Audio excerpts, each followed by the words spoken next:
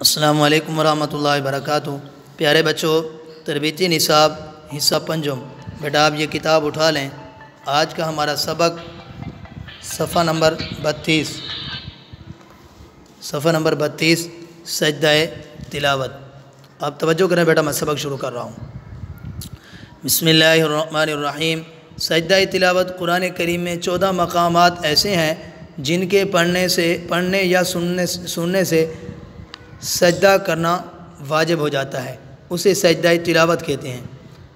ٹھیک ہے بیٹا، اگر نماز میں سجدہ کی آیت تلاوت کریں تو اسی وقت تکبیر کہتے ہوئے سجدے میں چلے جائیں۔ نمبر 3، اگر نماز سے باہر ہوں تو بہتر یہ ہے کھڑے ہو کر بغیر ہاتھ اٹھائے تکبیر کہتے ہوئے سجدے میں جائیں، اور سجدہ میں کم از کم 3 مرتبہ سبحان ربی الاعلیٰ پڑھیں، پھر تکبیر کہتے ہوئے بغیر سلام پھیرے اٹھ جائیں۔ ٹھیک ہے بیٹا، سجدہ تلاوت میں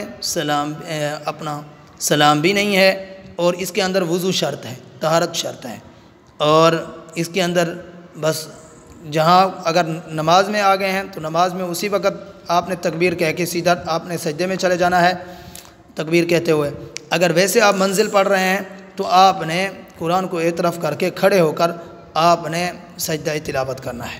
ٹھیک ہے بیٹا، جزاک اللہ۔ اللہ حافظ۔ السلام علیکم ورحمۃ اللہ وبرکاتہ۔